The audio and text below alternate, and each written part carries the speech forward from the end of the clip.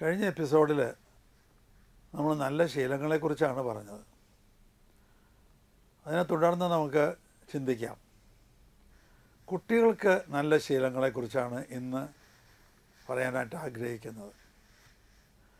കുട്ടികൾ കഴിഞ്ഞ എപ്പിസോഡിൽ പറഞ്ഞതുപോലെ നേരത്തെ എഴുന്നേൽക്കണം, നേരത്തെ എഴുന്നേറ്റ് പ്രാർത്ഥനയിൽ പങ്കെടുത്തു, വിശുദ്ധ കുർബാനയിൽ പറ്റുമെങ്കിൽ പങ്കെടുത്തു.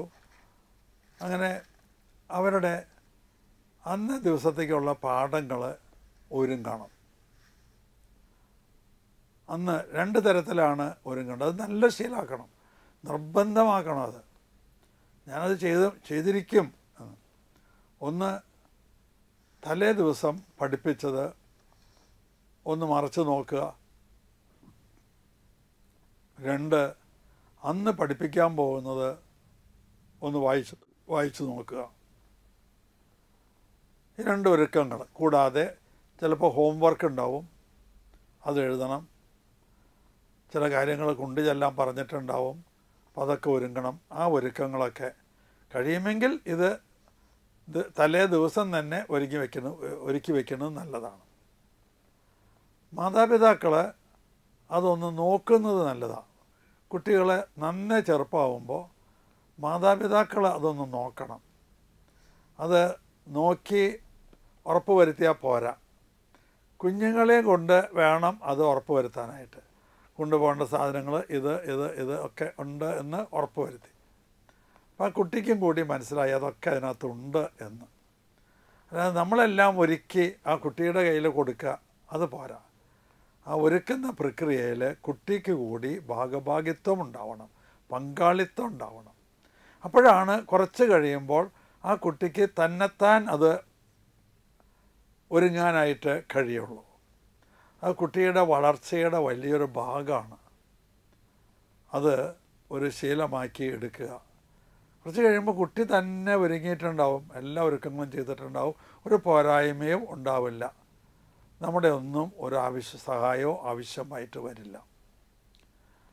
പോകുന്നതിന് മുമ്പ് ഒന്ന് പ്രാർത്ഥിച്ചൊരുങ്ങിയിട്ട് വേണം പോകാനായിട്ട്. രൂപത്തിൻ്റെ മുൻപിൽ നിന്ന് ഒന്ന് പ്രാർത്ഥിച്ചു.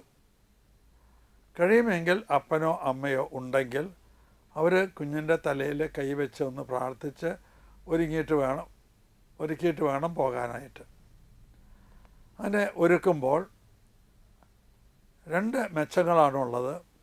ഒന്ന്, ആ കുട്ടിക്ക് വലിയൊരു ആത്മവിശ്വാസം വരും. ഞാനിന്ന് എൻ്റെ അമ്മയുടെ അനുഗ്രഹത്തോടു കൂടിയാണ് പോകുന്നത്, ഇന്ന് എനിക്ക് നന്നായി പഠിക്കാൻ കഴിയും, ഇന്ന് പരീക്ഷയുണ്ടെങ്കിൽ നല്ല മാർക്ക് കിട്ടും. ഇതൊക്കെ അവൻ്റെ ആത്മവിശ്വാസം വളർത്തുന്നൊരു കാര്യമാണ്, നല്ല ശീലങ്ങളിലൊന്നാണ്. രണ്ടാമതൊന്ന്, ഈ അപ്പനും അമ്മയും തലയിൽ കൈവച്ച് പ്രാർത്ഥിച്ച അപ്പനും അമ്മയും ചിന്തിക്കും, എൻ്റെ കൈകൾ മലിനമാണോ? മലിനമെന്ന് പറയണത് ഈ ഭൂമിയിലെ മാലിന്യമല്ല ഞാൻ ഉദ്ദേശിച്ചത്. എൻ്റെ കൈകൾ ചെയ്യാൻ പാടില്ലാത്ത കാര്യങ്ങൾ ചെയ്ത കൈകളാണോ? എങ്കിൽ ഞാൻ എൻ്റെ കുഞ്ഞിൻ്റെ തലയിൽ അത് വെക്കാൻ പാടില്ല, ആ കൈകൾ വെക്കാൻ പാടില്ല എന്നൊരു ബോധ്യം ഉണ്ടാവും. അപ്പോൾ നാളെ മുതൽ വെക്കാണ്ടിരിക്കുകയല്ല, നാളെ മുതൽ എൻ്റെ കുഞ്ഞിൻ്റെ തലയിൽ കൈവയ്ക്കാൻ ഞാൻ എൻ്റെ കൈകളെ വിശുദ്ധമാക്കും. അപ്പോൾ കുഞ്ഞുങ്ങൾക്ക് ആത്മവിശ്വാസം വരുന്നതോടൊപ്പം തന്നെ നമ്മുടെ ഭാഗത്തു നിന്ന് ഒരു പ്യൂരിഫിക്കേഷൻ ഉണ്ടാകാൻ ഇടയാകും. കുഞ്ഞുങ്ങളോട് പറഞ്ഞു കൊടുക്കണം, പോകുമ്പോൾ ആ പീഡിയയിൽ ആ വീട്ടിലൊന്നും കയറരുത്. അത് കുഞ്ഞുങ്ങളൊരു ശീലമാക്കാൻ അവരോട് പറയണം. നേരെ സ്കൂളിലേക്ക് എത്താനാണ്. സ്കൂളിൽ നേരത്തെ എത്തിയാൽ പല കുട്ടികളും ഞാൻ കണ്ടിട്ടുള്ളത് ഓടിച്ചാടി ഡെസ്കിൻ്റെ മേലെ ബെഞ്ചിൻ്റെ മേലെയൊക്കെ ഓടിച്ചാടി നടക്കുന്ന, ഒച്ചയും ബഹളവും വയ്ക്കുന്ന ഒരു പ്രകൃതിയാണ്. അത് നിയന്ത്രിക്കേണ്ടത് അധ്യാപകരാണ്. അവർ പറഞ്ഞ് മനസ്സിലാക്കി കൊടുക്കണം. പലപ്പോഴും പല അപകടങ്ങൾ ഉണ്ടാകുന്നതൊക്കെ ഇത്തരത്തിലുള്ള ഓട്ടത്തിൻ്റെ നേരത്താണ്. രണ്ട് കുട്ടികൾ ഓടി തമ്മിൽ കൂട്ടിയിടിച്ച് പല്ല് പോയി, കണ്ണിൽ ഇടിയിട്ടി, അങ്ങനെ പലതരത്തിലുള്ള അപകടങ്ങളും ഉണ്ടാകും. അത് ഒരു ശീലമാക്കി എടുക്കണം. ഈ ശാന്തമായി പെരുമാറുക എന്നുള്ളത്. നമുക്ക് സംസാരിക്കാനൊന്നും ഇല്ലെങ്കിൽ അവിടെ ചെന്നിരുന്ന് വായിക്കുക. വായിക്കുമ്പോൾ മറ്റു കുട്ടികളൊക്കെ കളിയാക്കും. അതിനെ വിത്ത്സ്റ്റാൻഡ് ചെയ്യാനുള്ള മനക്കരുത്താണ് വേണ്ടത്. അതാണിന്ന് കുട്ടികൾക്ക് പലർക്കും ഇല്ലാതെ പോകുന്നത്. മനക്കരുത്തില്ല. ഒരാൾ ഒരു പഠിപ്പിസ്റ്റ് എന്ന് പറഞ്ഞ് കളിയാക്കിയാൽ ഉടനെ നമ്മുടെ വായന നിർത്തി. അവൻ പറഞ്ഞോട്ടെ, അവനോട് വഴക്കിടാനൊന്നും ദേഷ്യപ്പെടാനൊന്നും പാടില്ല. ദേഷ്യപ്പെടുക എന്ന് പറയുന്നത് ഒരു പൊട്ടശീലമാണ്. അത് നമ്മൾ ശ്രദ്ധിക്കണം. നമ്മുടെ നമ്മൾ ദേഷ്യപ്പെടാൻ പാടില്ല. അപ്പോൾ നമ്മുടെ മക്കളും ദേഷ്യപ്പെടില്ല. ഈയിടെ ഞാൻ വായിച്ച ഒരു പാസേജ് കണ്ടു, വളരെ എനിക്ക് ഇഷ്ടപ്പെട്ടു. Anger is a punishment. ആര് ചെയ്യുന്നത്? ദ പേഴ്സൺ, ദേഷ്യപ്പെടുന്ന ആൾ. ആർക്കെതിരായിട്ട് ചെയ്യുന്നത്? To himself. Is a punishment the person does to himself. എന്തിനാണ് ആ പണിഷ്മെൻറ്റ്? വേറൊരാൾ തെറ്റ് ചെയ്തതിന്. വേറൊരാൾ തെറ്റ് ചെയ്യുമ്പോഴാണല്ലോ നമുക്ക് ദേഷ്യം വരുന്നത്. ദേഷ്യം വരുമ്പോൾ നമ്മളെ തന്നെ പണിഷ് ചെയ്യുകയാണ്. അപ്പോൾ ദേഷ്യം വരുന്ന ആ ശീലം അത് ഒരിക്കലും നല്ലതല്ല. അത് ഒഴിവാക്കേണ്ടതാണ്. കഴിയുന്നത്ര പരിശീലിച്ചെടുക്കണം. എത്ര ദേഷ്യപ്പെടുത്തുന്ന സംഭവം ഉണ്ടായാലും ദേഷ്യപ്പെടാതെ നോക്കുക. എളുപ്പമല്ല അത് കേട്ടോ. പക്ഷെ ഇത് നമ്മൾ മനസ്സിലാക്കിയാൽ നമുക്ക് ദേഷ്യപ്പെടാതിരിക്കാനായിട്ട് കഴിയും. ഗ്രഡ്ജിനെ കുറിച്ച് പറയുന്ന ഒരു വാചകമുണ്ട്. Grudge is an acid which destroys the container. An acid which destroys the container. കണ്ടെയ്നറിനെ, അതായത് നമ്മളെ തന്നെ, നമ്മുടെ ശരീരത്തിന്, മനസ്സിന്, ആത്മാവിനൊക്കെ നാശം വരുത്തുന്ന ഒന്നാണ് ഗ്രഡ്ജ് എന്ന് പറയുന്നത്. അതുകൊണ്ടാണ് യേശു പറഞ്ഞത്, കോപിക്കാം പക്ഷെ പാപം ചെയ്യരുത്. നിങ്ങളുടെ കോപം സൂര്യൻ അസ്തമിക്കുന്നത് വരെ നീണ്ടു നിൽക്കരുത്. മനുഷ്യനാണ്, പെട്ടെന്ന് കോപിച്ചു എന്ന് വരാം. പക്ഷേ ഉടനെ തന്നെ നമ്മൾ ആ കോപം സബ്സൈഡ് ചെയ്ത് നോർമലിലേക്ക് വരണം. അല്ലെങ്കിൽ നിങ്ങളതൊരു പാപം ചെയ്യാണ്. സാത്താന് നിങ്ങൾ ഇടം കൊടുക്കരുത് എന്നുകൂടി യേശു അവിടെ കൂട്ടിച്ചേർക്കുന്നുണ്ട്. അപ്പോൾ ദേഷ്യം വരുന്ന സ്വഭാവം ഉണ്ടെങ്കിൽ ഗ്രാജ്വലായിട്ട് അതിനെ നിയന്ത്രിക്കാനായിട്ട് ശ്രമിക്കുക. ഗ്രാജ്വലായിട്ട്. നല്ല ശീലങ്ങളിലൊന്നാണ്. നിങ്ങളോട് ആരെങ്കിലും ദേഷ്യപ്പെട്ടാൽ നിങ്ങൾക്കത് ഇഷ്ടമാണോ? അല്ലല്ലോ. ആ ആളെക്കുറിച്ച് നിങ്ങൾക്ക് എന്താ അഭിപ്രായം? മോശം അഭിപ്രായമല്ലേ? അപ്പോൾ നിങ്ങൾ വേറൊരാളോട് ദേഷ്യപ്പെടുന്നത് അയാൾക്ക് ഇഷ്ടാവില്ല. അയാൾക്ക് നിങ്ങളെക്കുറിച്ച് മോശം അഭിപ്രായം ഉണ്ടാവുകയും ചെയ്യും. അപ്പം ജനമധ്യത്തിൽ നല്ല അഭിപ്രായം നിങ്ങളെക്കുറിച്ചുണ്ടാകണമെങ്കിൽ ദേഷ്യപ്പെടുന്ന ആ സ്വഭാവം നമ്മൾ എടുത്ത് കളയണം. നമ്മളിലുണ്ടെങ്കിൽ. ഇനിയും സ്കൂളിലേക്ക് എത്തിക്കഴിഞ്ഞു. അധ്യാപകൻ വരുന്നതിന് മുമ്പ് കുറച്ച് സമയം കിട്ടും. അത് മറ്റുള്ളവരുമായിട്ട് ചർച്ച ചെയ്യാം, വർത്തമാനം പറയാം, തമാശ പങ്കിടാം, കളിക്കാനുള്ള സൗകര്യം ഉണ്ടെങ്കിൽ അത് ചെയ്യാം, നടക്കാം. ഇതൊക്കെ നല്ലതാണ്. ഓട്ടവും ചാട്ടവും നല്ലതല്ല. എപ്പോഴാണ് രണ്ടുപേര് കൂട്ടിയിടിക്കുക എന്നറിയില്ല. ഇതൊക്കെ നല്ല ശീലങ്ങളാണ്. ഈ ബാക്കി ഞാൻ നേരത്തെ പറഞ്ഞതെല്ലാം ഓട്ടം ഒഴിച്ച്. ഇനി അധ്യാപകൻ വരുന്നത് വരെ നമ്മൾ നിശബ്ദരായിരുന്നു. വേണമെങ്കിൽ ഒന്ന് പ്രാർത്ഥിക്കാം. യേശുവേ, ഈ അധ്യാപകനിലൂടെ നീ തന്നെ എന്നെ പഠിപ്പിക്കണമേ. പരിശുദ്ധാത്മാവേ, ഈ അധ്യാപകനിലൂടെ നീ തന്നെ എന്നെ പഠിപ്പിക്കണമേ എന്ന് പറഞ്ഞ് നമ്മുടെ മനസ്സിനെ ശാന്തമാക്കി നിർത്താം. അങ്ങനെ മനസ്സിനെ ശാന്തമാക്കി നിർത്തിയാൽ അധ്യാപകൻ പറയുന്നത് മുഴുവൻ നമുക്ക് ഗ്രഹിച്ചെടുക്കാനായിട്ട് കഴിയും. നമ്മുടെ മനസ്സ് ശാന്തമായിരിക്കുമ്പോൾ മാത്രമാണ് കേൾക്കുന്നത് മുഴുവൻ ഗ്രഹിക്കാൻ കഴിയുള്ളൂ, അബ്സോർബ് ചെയ്യാൻ കഴിയുള്ളൂ. അല്ലെങ്കിൽ ആ അബ്സോർഷൻ നടക്കില്ല. പലതും നമ്മൾക്ക് ഗ്രാസ്പ് ചെയ്യാൻ പറ്റിയെന്ന് വരില്ല. കേട്ടിട്ടുണ്ടാവും, പക്ഷെ മനസ്സിൽ പതിഞ്ഞിട്ടുണ്ടാവില്ല. നല്ല ശീലങ്ങളിലൊന്ന് അധ്യാപകൻ വരുമ്പോൾ എഴുന്നേറ്റ് നിൽക്കുക, ഗുഡ് മോർണിംഗ് പറയുക എന്നുള്ളതൊക്കെയാണ് നല്ല ശീലങ്ങളിലൊന്ന്. അതെല്ലാവരും ചെയ്യുന്നുണ്ടാവും. അതുപോലെ അധ്യാപകൻ പോകുമ്പോൾ ഒരു എഴുന്നേറ്റ് നിന്ന് താങ്ക് യു സാർ എന്ന് പറയുന്നത് നല്ലതാണ്. മറ്റത് ഗുഡ് മോർണിംഗ്, ഗുഡ് ആഫ്റ്റർനൂൺ സമയത്തിനനുസരിച്ച് പറയാം. പോകുമ്പോൾ താങ്ക് യു സാർ, പോയേനല്ല താങ്ക് യു പറയണേ. 1 മണിക്കൂർ 40 മിനിറ്റൊക്കെ നമ്മളെ പഠിപ്പിച്ചു, അതിന് ഒരു താങ്ക് യു പറയാം. അതവിടെ മാത്രമല്ല, ആര് നിങ്ങൾക്ക് എന്ത് ഉപകാരം ചെയ്താലും നിങ്ങൾ ഒരു താങ്ക് യു പറയാനായിട്ട് പഠിക്കണം. താങ്ക് യു പറയുമ്പോൾ അത് കേൾക്കുന്ന ആൾക്ക് വളരെയേറെ സന്തോഷം തോന്നും. ഇനിയും ഇതുപോലെ എന്തെങ്കിലും ചെയ്യണമെന്ന് നമുക്ക് ആ ആൾക്ക് തോന്നും. നമ്മൾ പോകുമ്പോൾ, അധ്യാപകൻ പോകുമ്പോൾ നമ്മൾ താങ്ക് യു സാർ എന്ന് പറഞ്ഞാൽ നാളെയും ആ സാറിൻ്റെ ക്ലാസ്സിലേക്ക് വരാനും പഠിപ്പിക്കാനും ഒക്കെ ഒരു ജ്വരം ഉണ്ടാവും. ഒരു ക്ലാസ്സിലേക്ക് വരുമ്പോൾ ഗുഡ് മോർണിംഗ് സാർ എന്നൊക്കെ പറഞ്ഞാൽ നല്ല ജ്വരം ഉണ്ടാവും. ആ അധ്യാപകനെ ഒരുപാട് പ്രോത്സാഹനം കൊടുക്കുന്ന നല്ല നല്ല ശീലങ്ങൾ നമ്മൾ വളർത്തിയെടുക്കുന്നത് നല്ലതാണ്. സംശയങ്ങൾ ചോദിക്കുന്നത് നല്ല ശീലമാണ്. പലപ്പോഴും സംശയങ്ങൾ ചോദിക്കുന്നത് അധ്യാപകർക്ക് ഇഷ്ടാവില്ല. അപ്പം അങ്ങനെയുള്ള അധ്യാപകരാണെങ്കിൽ ആ അധ്യാപകനോട് ക്ലാസ്സിൽ വെച്ച് ചോദിക്കരുത്. ക്ലാസ്സിൽ നിന്ന് പുറത്ത് കടന്ന് ഒഴിവുള്ള സമയം നോക്കി അദ്ദേഹത്തിൻ്റെ അടുത്ത് ചെന്ന് സംശയം ചോദിക്കണം. അദ്ദേഹത്തിന് ഒരിക്കലും അദ്ദേഹത്തെ കളിയാക്കാൻ വേണ്ടി ചോദിക്കുന്നതാണ് എന്ന് തോന്നരുത്. എല്ലാ അധ്യാപകരും ഒരുപോലെയല്ല. സംശയങ്ങളെ പറഞ്ഞു കൊടുക്കാൻ എല്ലാവർക്കും പറ്റിയില്ല എന്ന് വരും. ഒരു സംശയം പറഞ്ഞു കൊടുത്തില്ലെങ്കിൽ അത് ഡിഗ്നിറ്റി കുറഞ്ഞ ഒരു സംഗതിയാണ് എന്ന് ധരിച്ചു വെച്ചിരിക്കുന്ന അധ്യാപകരുണ്ടാവും. അങ്ങനെയൊന്നും അല്ല അത് വാസ്തവത്തിൽ. ഒരു അധ്യാപകൻ എന്ന് പറഞ്ഞാൽ എല്ലാം അറിയുന്ന ആളല്ല. അധ്യാപകൻ എന്ന് പറഞ്ഞാൽ എവിടെയാണ് റെഫർ ചെയ്യേണ്ടത് എന്ന് അറിയാവുന്ന ആളാണ്. ഒരു അധ്യാപകനോട് ചോദ്യം ചോദിച്ചു, പറഞ്ഞു കൊടുക്കാൻ പറ്റുമെങ്കിൽ പറഞ്ഞു കൊടുത്തു, ഇല്ലെങ്കിൽ നാളെ നോക്കി പറഞ്ഞു തരാം എന്ന് പറയുന്നത് കൊണ്ട് ഒരു കുറച്ചിലുമില്ല.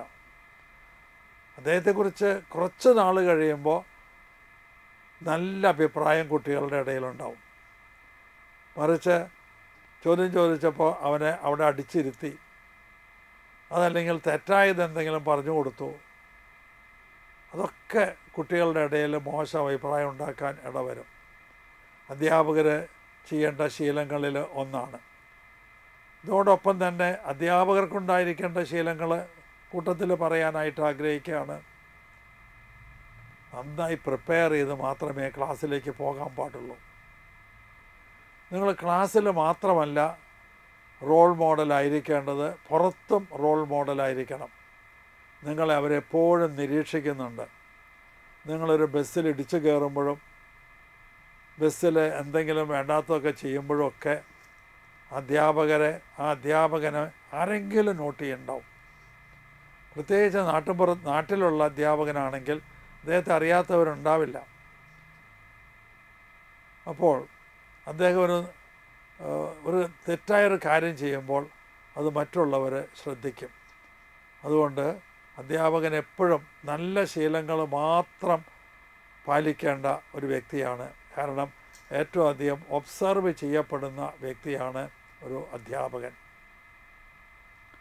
അധ്യാപകനും അതുപോലെ തന്നെ ക്ലാസ്സിൽ കയറുമ്പോൾ ഗുഡ് മോർണിംഗ് മക്കളെ, ഗുഡ് മോർണിംഗ് ചിൽഡ്രൻ എന്നൊക്കെ ഒന്ന് പറയുന്നത് നല്ലതാണ്. അതുപോലെ തന്നെ നല്ല ചിരിച്ചുകൊണ്ട് ക്ലാസ്സിലേക്ക് ചെല്ലുന്നു, വളരെ നല്ല ഒരു ശീലമാണ്.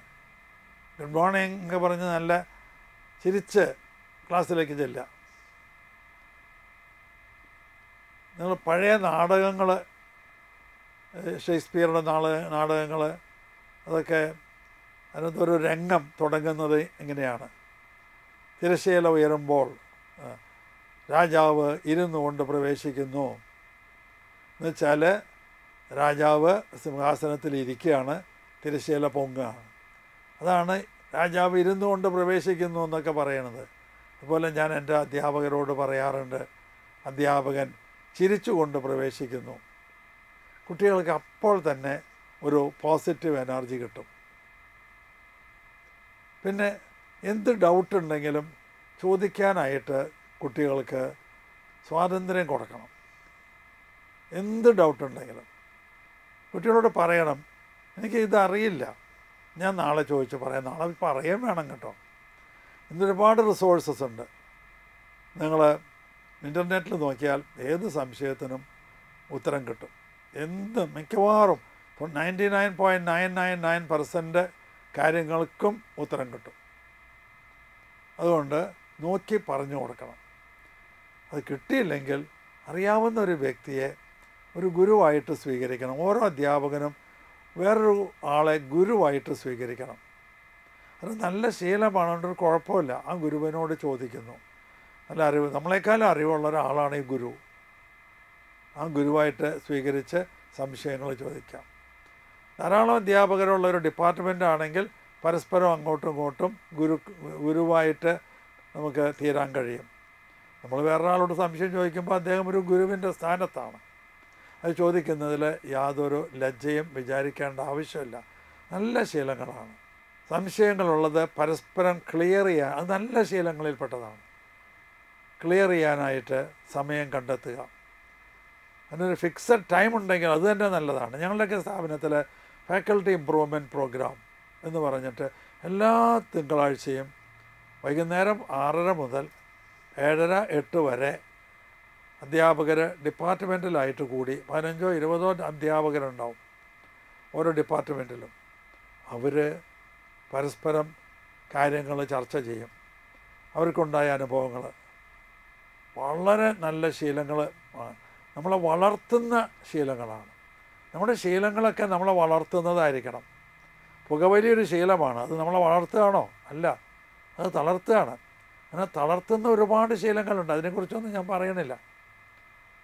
അതൊന്നും നമ്മുടെ ജീവിതത്തിൽ ഉണ്ടാകാൻ പാടില്ല. നമ്മളെ വളർത്തുന്ന ശീലങ്ങൾ മാത്രം നമ്മൾ വളർത്തിയെടുക്കുക. അതുപോലെ എന്നും എക്സർസൈസ് ചെയ്യുന്നത് നല്ലൊരു ശീലമാണ്. എക്സർസൈസ്, അതിനൊരു സമയം കണ്ടെത്തണം. അത് വീട്ടിലാണ് ഏറ്റവും നല്ലത്. കുട്ടികൾ കളിക്കാനായിട്ടൊരു സമയം കണ്ടെത്തുക. പുറത്തു പോയി കളിക്കുന്നത് നല്ലതാണ്, കുഴപ്പമൊന്നുമില്ല. എങ്കിലും ഒരുപാട് തിന്മകൾ ഒളിഞ്ഞിരിക്കുന്ന ഒരു സ്ഥലമാണ് പുറത്തു പോയി കളിക്കുന്നത്. അപ്പോൾ അവിടെയൊക്കെ മാതാപിതാക്കളുടെ ശ്രദ്ധയുണ്ടാവണമെന്നേ ഞാൻ പറയുള്ളൂ. അല്ലാതെ കണ്ട് മകനെ കളിക്കാൻ പുറത്ത് വിടില്ല, അതൊന്നും ശരിയായ രീതിയല്ല. നമ്മൾ നോക്കണം, അന്വേഷിക്കണം, അവിടെ എന്തൊക്കെ ഉണ്ടായത് എന്നൊക്കെ അന്വേഷിച്ച് അത് എന്തെങ്കിലും അപകട മേഖലയിലേക്ക് കടന്നു പോയിട്ടുണ്ടോ ഇല്ലയോ ഇല്ലെന്ന് തോന്നിയാൽ 2 തരത്തിൽ ചെയ്യാം. ഒന്ന്, നമുക്ക് ആ ടീമിനെ ഒന്ന് കറക്റ്റ് ചെയ്യാം. അതുമല്ലെങ്കിൽ അവിടെ പോകണ്ട എന്ന് വയ്ക്കാം. അപ്പനും അമ്മയും വീട്ടുകാരും ഒക്കെ കളിക്കൂട്ടുകാരായി മാറുക. അങ്ങനെ ഒരു സൗഹൃദം ഉണ്ടാവണം. അത് കളിയിൽ മാത്രമല്ല, വൈകുന്നേരം ഭക്ഷണം കഴിക്കുമ്പോഴെങ്കിലും എല്ലാവരും ഒന്നിച്ചു കൂടണം. ഭക്ഷണം കഴിക്കുമ്പോൾ ഒന്നിച്ചു കൂടുക, കാര്യങ്ങൾ, വർത്തമാനങ്ങൾ പറയണം. അപ്പനും അമ്മയും അവരുടെ അനുഭവങ്ങൾ പങ്കുവയ്ക്കണം. അപ്പോൾ കുഞ്ഞുങ്ങളും അവരുടെ അനുഭവങ്ങൾ പങ്കുവയ്ക്കും. ഇതൊക്കെ വളരെ നല്ല ശീലങ്ങളിൽപ്പെട്ടതാണ്. കുഞ്ഞുങ്ങളിൽ അപ്പനോടും അമ്മയോടും ഒക്കെ നല്ല വിശ്വാസം തോന്നാൻ ഉള്ള സാഹചര്യങ്ങൾ ഒരുക്കുന്നതാണ് ഇതൊക്കെ. ദിവസവും അരമണിക്കൂർ നേരമെങ്കിലും ഇങ്ങനെ ഒരുമിച്ച് ചെലവഴിക്കാനായിട്ട് ശ്രമിക്കുക. ഒരുമിച്ചിരുന്ന് TV കാണാനായിട്ട് ശ്രമിക്കുക. TV-യിൽ നല്ല നല്ല പ്രോഗ്രാമുകളുണ്ട്.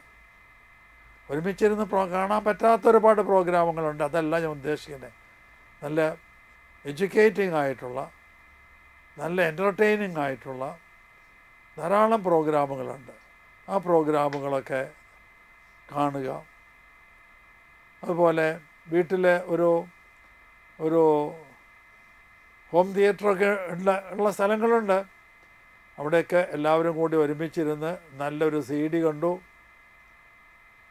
അതൊക്കെ വളരെ നല്ല കാര്യങ്ങളാണ്, നല്ല ശീലങ്ങളാണ്. വീട്ടിൽ കൂട്ടായ്മ വളർത്തിയെടുക്കുന്ന ശീലങ്ങളാണതൊക്കെ. അത്തരം കുട്ടികൾ, ആ വീട്ടിലെ കുട്ടികളൊന്നും തെറ്റിപ്പോകില്ല. അത്തരം വീട്ടിലെ മുതിർന്നവരും തെറ്റിപ്പോകില്ല. അവർ തമ്മിലുള്ള സ്നേഹ കൂട്ടായ്മ, എപ്പോഴും പരസ്പരം അടുത്തിരിക്കണം എന്നുള്ളൊരു ചിന്തയൊക്കെ അവരുടെ ഇടയിൽ വരും. അതുകൊണ്ട് അവർ വേറെ എങ്ങും പോകില്ല, തെറ്റായ വഴിയിൽ ഒന്നും സഞ്ചരിക്കില്ല. ഒരു സിനിമയ്ക്ക് പോകണം, എല്ലാവരും കൂടി പോവുക. ഒരു ടൂറ് പോകണം, എല്ലാവരും കൂടി പോവുക. സ്കൂളുകളിൽ നിന്നൊന്നും ടൂറ് പോകുന്നതിന് ഞാൻ അങ്ങനെ പ്രോത്സാഹിപ്പിക്കാറില്ല. കുട്ടികൾ ടൂറ് പോയി 3-4 ദിവസമൊക്കെ ഓരോ സ്ഥലത്ത് താമസിച്ചൊക്കെയാണ് വരുന്നത്. അതിനെയാണ് ഞാൻ പ്രോത്സാഹിപ്പിക്കാത്തത്. കാരണം ഒരുപാട് തെറ്റുകൾ, തിന്മകൾ വന്ന് കൂടാൻ ഇടയുള്ള സാഹചര്യങ്ങളാണ്. ഒരേ പ്രായത്തിലുള്ള കുട്ടികൾ, ചിലർ വികൃതികൾ, ചിലർ ഒരുപാട് തെറ്റായ അനുഭവങ്ങളുണ്ടായിരുന്നവർ, ചിലർ വളരെ ഇന്നസെൻ്റായിട്ടുള്ള മാലാഖമാരെ പോലുള്ള കുട്ടികൾ, ഇവരൊക്കെ അതിൻ്റെ ഇടയിലുണ്ടാവും. അവരൊക്കെ പലപ്പോഴും അപകടങ്ങളിൽ ചെന്ന് പെടുന്നത് ഇത്തരം ടൂറുകളിലാണ്. അപ്പനും അമ്മയും വീട്ടിലെല്ലാവരും കൂടി പോകുന്നു. അല്ലെങ്കിൽ 2-3 തിരഞ്ഞെടുത്ത കുടുംബങ്ങൾ ഒരുമിച്ച് പോകുന്നു. അത് നല്ല ശീലമാണ്. ഒരു തിരഞ്ഞെടുത്ത 3, 4, 8, 10 കുടുംബങ്ങൾ വരെ ആവാം. ഞാനൊരു ദിവസം ഒരു കുടുംബ കൂട്ടായ്മയിൽ പോയി. നവീകരണത്തിലേക്ക് വന്ന 20ഓളം കുടുംബങ്ങളുടെ ഒരു കൂട്ടായ്മയാണ്. അവരെല്ലാവരും നവീകരണത്തിലേക്ക് വന്നവരാണ്. നവീകരണത്തിലേക്ക് ഒരു ധ്യാനത്തിന് പോകുമ്പോൾ അപ്പനും അമ്മയും മാത്രം പോയാൽ പോരാ, അപ്പനും അമ്മയും മക്കളും കൂടി പോകണം. കുടുംബം അടച്ചുള്ള ധ്യാനമാണ് വേണ്ടത്. അല്ലെങ്കിൽ എല്ലാ ധ്യാനങ്ങളും അങ്ങനെ ആവണമെന്നില്ല, അത്തരം ധ്യാനങ്ങളെങ്കിലും ഉണ്ടാകണം. ആ വീട്ടിലെല്ലാവരും അറിയണം എന്തൊക്കെയാണ് ആ ധ്യാനത്തിലൂടെ അവർ മനസ്സിലാക്കിയെടുത്തത്. ധ്യാനമെന്ന് പറയുന്നത് വാസ്തവത്തിൽ ഒരു പ്യൂരിഫിക്കേഷൻ നടക്കുന്ന സ്ഥലമാണ്.